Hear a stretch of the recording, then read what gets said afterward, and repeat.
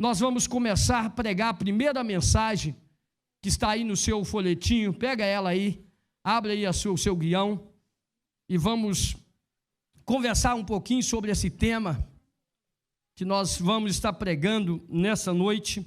E eu quero crer que o Senhor já começou a falar conosco de uma maneira poderosa. Amém? Qual que é o tema? Vamos ver se você sabe falar o tema que nós vamos pregar nessa noite. Qual é o tema? Vamos falar juntos, vamos ler esse tema da campanha. Vamos lá? Qual é o tema de hoje?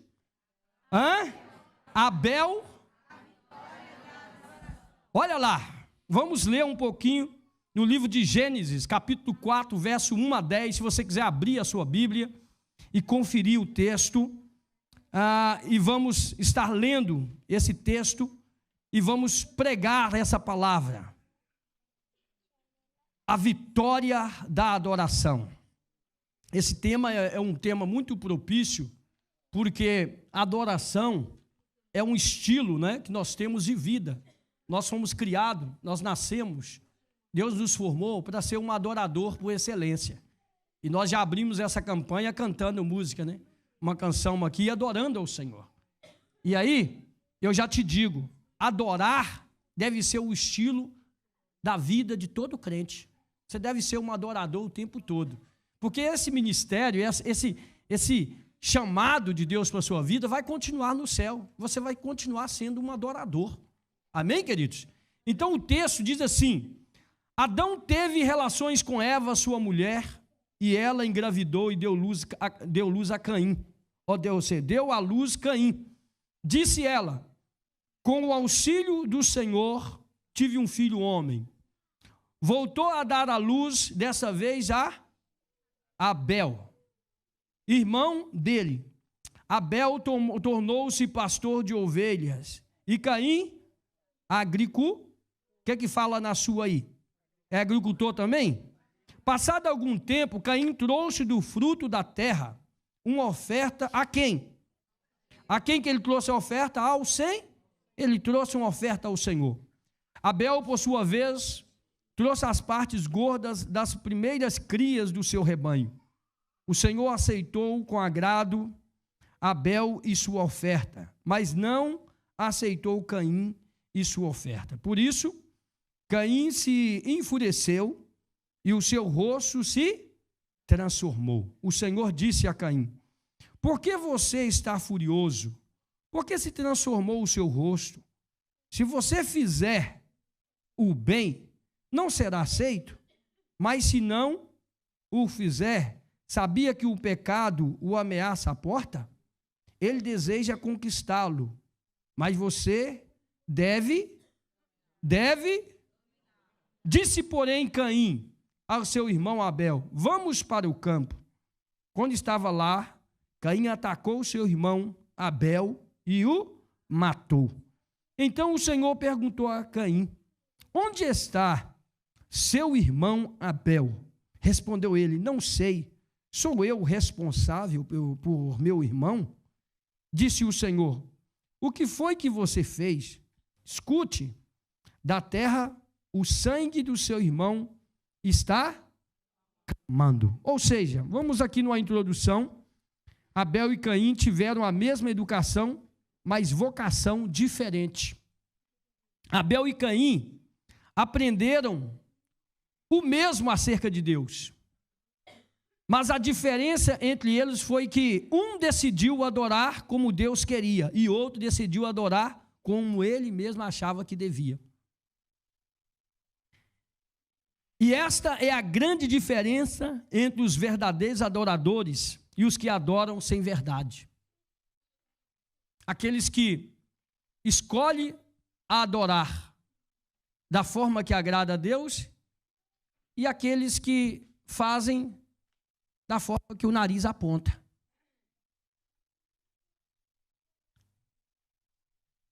O primeiro ponto dessa mensagem que eu quero destacar aqui é o exemplo de Abel. Ele deixou aqui exemplo, ou seja, algumas dicas muito importantes dentro dessa história. E observe bem, Abel adorou com o melhor que tinha. Sim ou não? o texto diz que Abel adorou a Deus com o melhor. Já Caim, não há esse destaque, essa palavra, o melhor. Ele simplesmente levou uma oferta a Deus. Abel, ele preparou o melhor. Você já viu aquela pessoa que faz um esforço tremendo para dedicar algo a Deus? E já aquele que não esforça tanto? Eu vou fazer uma dica de importância, para você entender. Há irmãos, por exemplo, que ele fala assim: não, olha, hoje, domingo, é o culto da ceia, é a santa ceia do Senhor. Há quem foi criado nesses costumes, nesses moldes, de observar isso com todos os detalhes. Mas outros que falam assim: isso é mais um culto comum. Aquele que olha com detalhe, ele fala assim: meu amigo, faça chuva, faça sol, aquele culto eu estou lá, porque aquele dia é muito especial para mim. Minha família me ensinou assim, meus pais me ensinaram assim. Eu cresci dentro desse formato. Agora, tem gente que não dá tanta importância para isso. Está vendo qual a diferença do você dar o melhor? E tem gente que cresce na igreja sem entender o que é fazer algo com excelência, que é oferecer o melhor naquilo que ele faz. E essa história que eu estou pregando, o Abel e o Caim, eles estavam na mesma casa, como eu falei aqui, eles tiveram a mesma educação. Já viu aquela situação que você fala assim: esse é o filho rebelde da casa. Um dia eu estava aconselhando uma pessoa e a pessoa estava dizendo: pastor, mas o porquê aquela pessoa desse jeito, a culpa é dos pais. Eu falei: nem sempre, irmão. Isso é muito relativo. Às vezes você cria 2 filhos com a mesma educação, com o mesmo cuidado, com a mesma dedicação,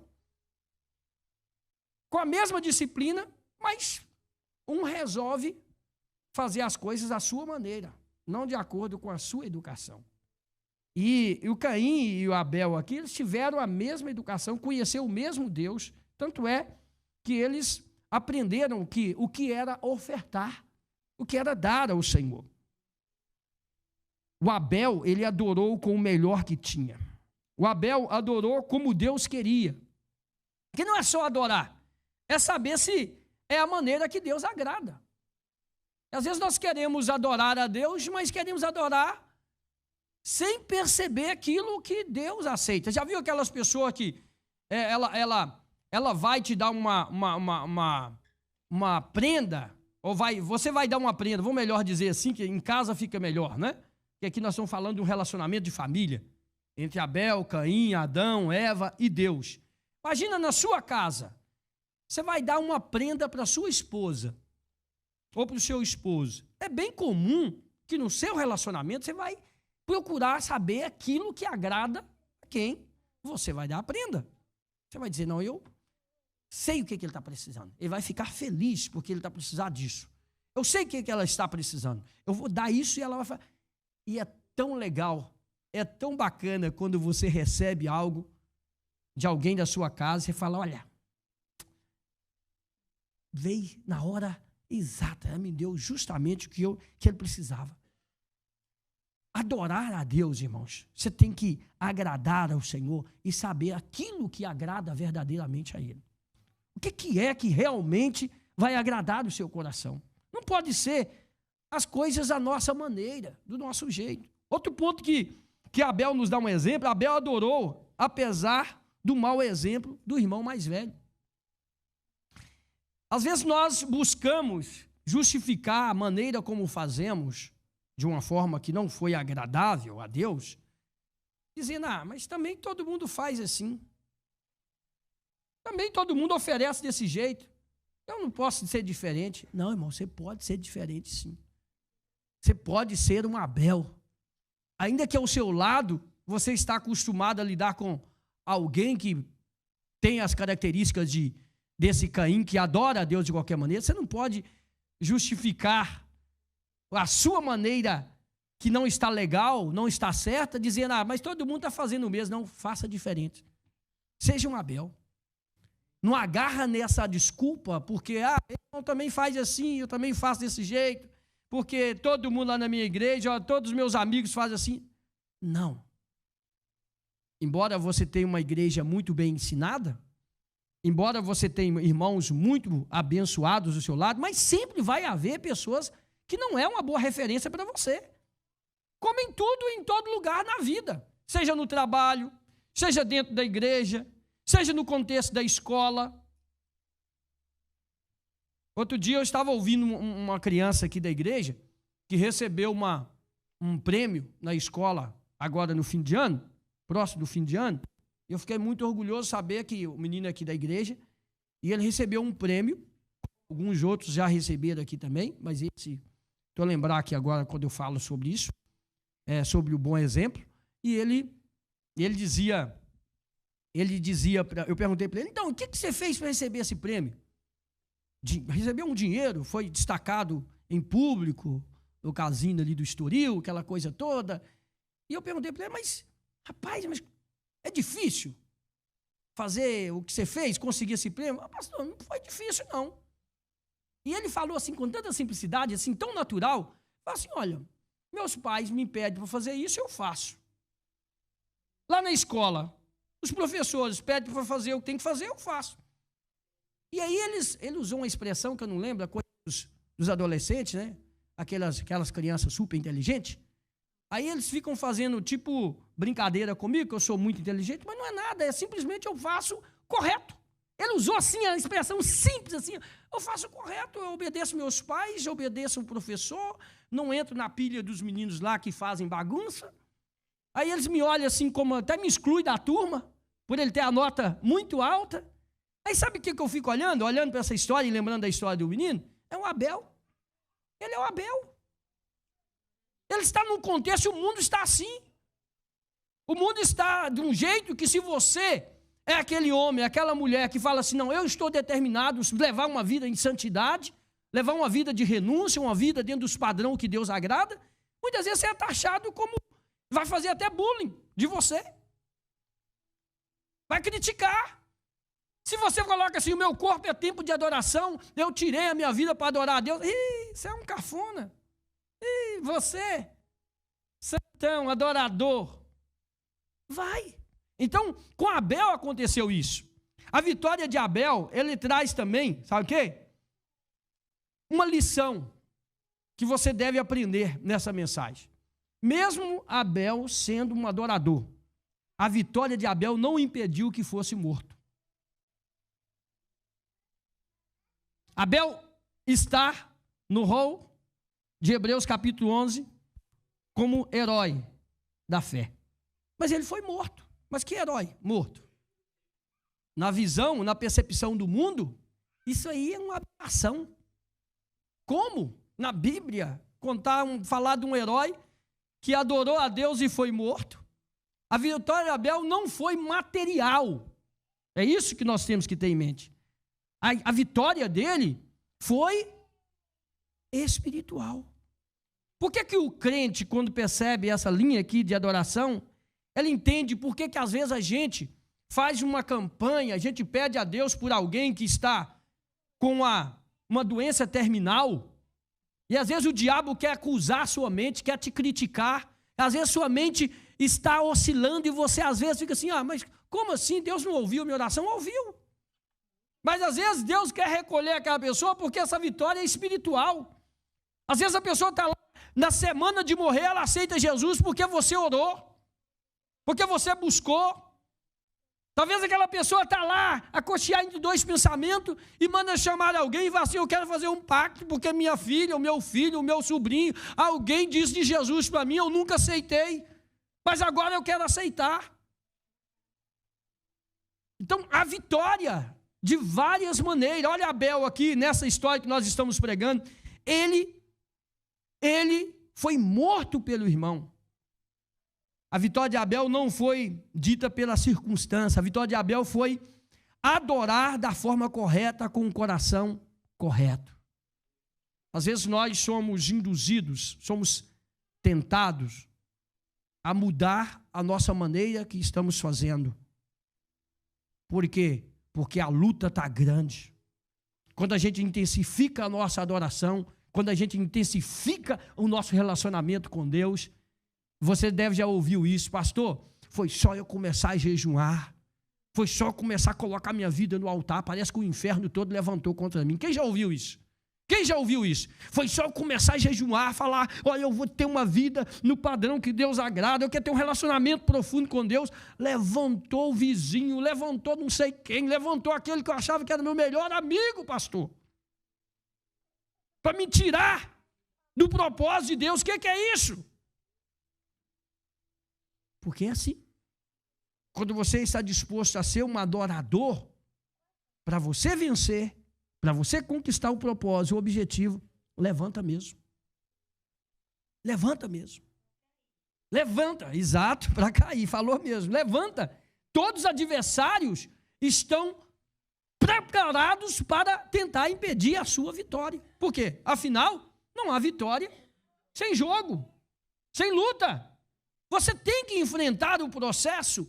Você tem que entender, olha, eu tracei isso, eu coloquei no meu plano, olha que esse ano será assim, eu estou buscando a Deus, eu estou adorando a Deus, tudo eu estou colocando na mão de Deus, eu estou transferindo para Ele todo o sucesso, eu sei que vai... Mas como assim?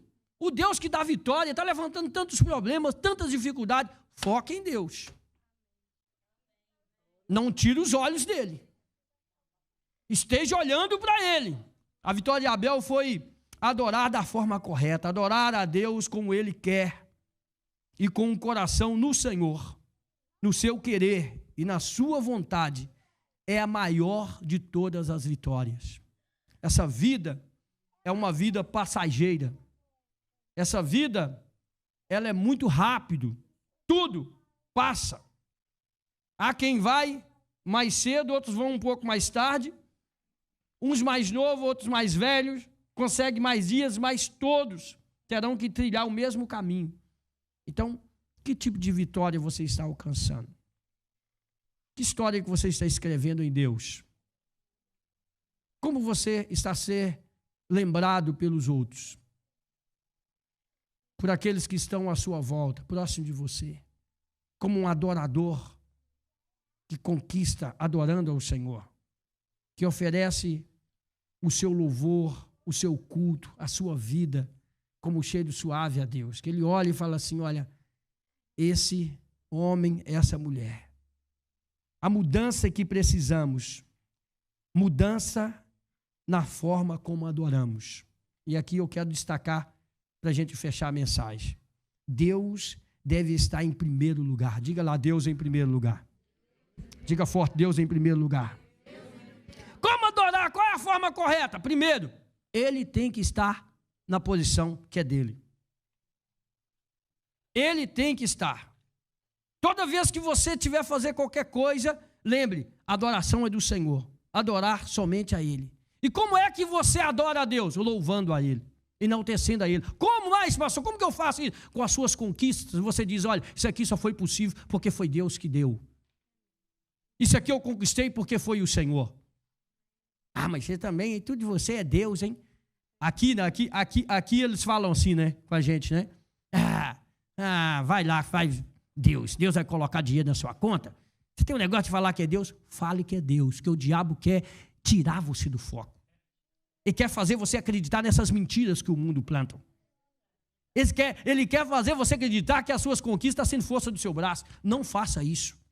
Atribua a Deus todas as suas conquistas. Coloque Ele em primeiro lugar em tudo. Em tudo. Em todos os detalhes. Conquistou? Deus. Está na luta? Deus está comigo. Não conquistou ainda? A vitória vai vir porque o Senhor está comigo. Mudança na atitude com que adoramos. A preocupação deve estar em dar e não que receber. A mudança de atitude faz toda a diferença. Por quê? Porque quando você faz isso, quando você passa a dar, eu ensino sempre isso aqui para vocês. Essa questão dessa preocupação em ser um canal de bênção. Você pode ficar despreocupado, porque a semente que você está dando é um ato de adoração. O que você está fazendo, faça isso. Quando você entende esse princípio, você esquece esse negócio de, pastor, mas também tem gente que não presta, tem gente que eu dou para ele e não reconhece nada. Você está fazendo em Deus. Não preocupa com isso. Se está nas suas mãos para fazer, faça. Dê, ajude, abençoe, seja uma mão para abençoar alguém. Seja uma boca que abre para falar as coisas de Deus para as pessoas. O mundo já está cheio de gente que só abre a boca para falar coisa que não presta. Para maldizer, para amaldiçoar, para falar coisa. A sua boca tem que ser um canal de bênção. Tiago disse isso, da boca não pode sair palavra de maldição. Porque quando você lança uma palavra de maldição, você está colocando o mal em ação. Palavra de maldição é isso. Quando você xinga o seu filho, quando você xinga a sua esposa, quando você xinga o seu esposo, quando você fala mal de alguém, você não está fazendo outra coisa a não ser colocando mal para agir. A sua boca tem que sair água doce, que sacia a sede daqueles que estão perto de você. Elas não podem tomar da mesma fonte água amarga e água doce. Na sua fonte está Jesus, Ele é a água que mora em si. As pessoas têm que olhar para mim e dizer assim, olha, tem algo anormal. Tem mesmo, porque não é da terra, é do céu, vive em mim, é Jesus. Por que você fala assim? Eu falo assim porque não é eu, é Deus que vive em mim. Se Ele sair, eu fico um homem comum. Um homem como os outros. Mas você tem que pedir isso, Senhor, ensina-me, ter atitude assim. Mudança na razão do que adoramos, como eu disse aqui. O amor a Deus deve ser a razão da nossa adoração. O amor a Deus deve ser a razão da nossa adoração. Você tem que amar a Deus acima de todas as coisas. Qual que é o primeiro mandamento? Ame a Deus acima de todas as coisas. Se você amar a Deus, irmão, preste bem atenção. Por que tem pessoas que insistem em cumprir os mandamentos e não conseguem cumprir? Está sempre tropeçando. Porque ainda não aprendeu a cumprir o primeiro. Não tem como fazer o segundo se você não faz o primeiro. Não tem como você ter sucesso no segundo se você não tem sucesso no primeiro. Tem gente aí tentando amar a família. Se ele não consegue amar nem a Deus, como que ele vai amar? A família, ele tem que amar primeiro a Deus. Seu ato de adoração tem que ser, Senhor, eu quero te amar. Porque amando a Deus, você vai amar o próximo como a si mesmo. Você vai gostar de si mesmo. E vai gostar de quem está perto de você. E vai ajudar aqueles que estão precisando. Ou seja, concluindo essa mensagem, vamos conquistar a vitória de Abel, amém? Mudando a forma e a atitude e a razão por que adoramos. A forma e as nossas atitudes. Nós temos que ter atitudes diferentes. Não há como ter resultados diferentes fazendo as mesmas coisas. Já se ouviu isso muitas vezes sendo pregado aqui. As suas atitudes têm que ser coerentes com aquilo que Deus quer. E aí, a vitória vem. Outro ponto, para nós terminarmos. Vamos fazer com que o nosso sangue clame na terra. As nossas atitudes têm que fazer com que Jesus seja visto em todos os lugares. Já diziam que a maior pregação são a maneira como nós agimos. A melhor pregação é essa. É você andar por aí e a pessoa fala assim, olha, aquele homem ali, aquela mulher, tem atitudes que só de um crente em Jesus para ter. E finalizamos, vamos ser adoradores, mais do que apenas pessoas que adoram. Vou dizer, vamos ser adoradores, mais do que pessoas que adoram. Como assim, pastor? Adoradores mais que pessoas. Tem gente que adora, de vez em quando, no dia que apetece. Hoje eu estou bom, o culto foi uma bênção. Nossa, eu consegui até adorar. Eu consegui até sentir Jesus lá. É porque Jesus ainda não está nessa pessoa. Porque quando Jesus morar nele, onde ele estiver, ele vai sentir Jesus. Aonde ele pôr a planta do pé, ele vai sentir Jesus. Jesus está lá. E o culto não vai depender dos outros, vai depender dele. Porque a maneira como você adora faz toda a diferença no culto. Chega o perfume, exala o cheiro suave de Cristo, porque você não está dependendo do movimento. Você é um adorador. Seja lá no trabalho, seja onde quer, você é um adorador. Eu quero te convidar no nome de Jesus a finalizar essa mensagem cantando com o ministério que vai estar nos conduzindo aqui agora.